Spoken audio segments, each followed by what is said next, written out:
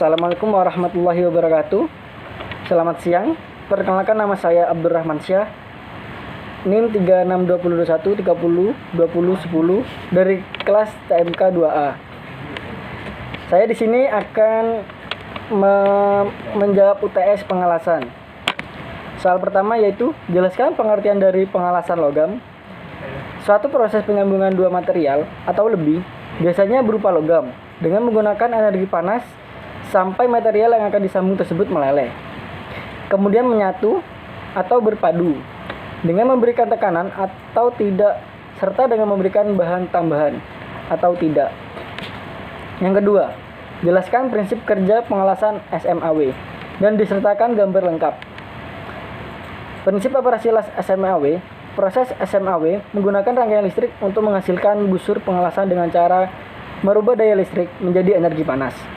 Panas yang dibangkitkan oleh busur sangat kuat dan sangat terkonsentrasi sehingga segera melelehkan sebagian benda kerja dan ujung elektroda.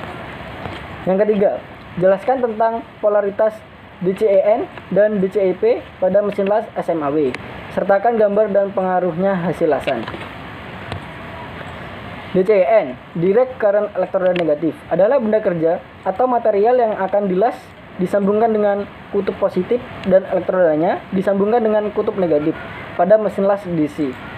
DCEP, direct current elektroda positif, adalah benda kerja atau material dasar yang akan dilakukan pengelasan disambungkan dengan kutub negatif dan elektrodanya disambungkan dengan kutub positif dari mesin las DC. 4. Sebutkan klasifikasi dari sambungan las logam. T-joint, butt joint, corner joint, lap joint, edge joint. Kelima, jelaskan jenis-jenis elektroda pada pengelasan busur. Yang pertama, E7018, yang B ER70S, C E6017. Bahan las jenis hidrogen rendah, low hidrogen, seperti E7015, E7016, E7018, E7028, dan E7048 mengandung sejumlah gas hidrogen. Beberapa saat setelah dilaskan, gas hidrogen ini secara perlahan-lahan akan menghilang sebagian besar setelah 2 hingga 4 minggu pada suhu kamar, atau setelah 24 hingga 48 jam pada suhu 95 hingga 105 Celcius. Elektroda tungsten ER70S berada dalam welding gun dan merupakan elektroda yang berfungsi untuk menghasilkan sumber busur listrik, namun bukan sebagai filler metal sehingga tidak ikut mencair. Spesifikasi kawat las terbungkus untuk low alloy steel diatur pada AWS A5.5 dengan kode yang sama seperti elektroda mild steel, diikuti dengan garis dan harus serta angka sebagai unsur paduan. Soal ke-6. Sebagai jenis-jenis cacat yang ditimbulkan oleh hasil pengelasan, cacat permukaan eksternal dan cacat di bawah permukaan internal. Yang pertama, cacat las slag inclusion. Yang kedua, cacat las tungsten inclusion. Yang ketiga, cacat las porosity. Yang keempat, cacat las cluster porosity. Yang kelima, cacat las crack atau retak. Yang keenam, cacat las underfill.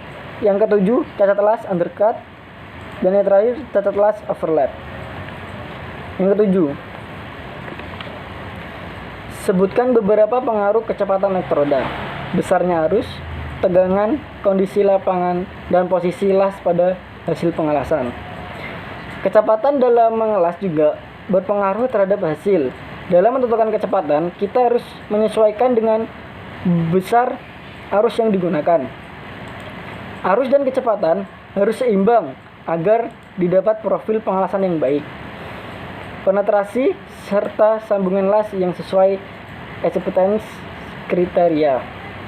Arus pengelasan merupakan salah satu faktor utama yang mempengaruhi hasil pengelasan, mulai dari kedalaman penetrasi atau fusi weld metal dengan benda kerja.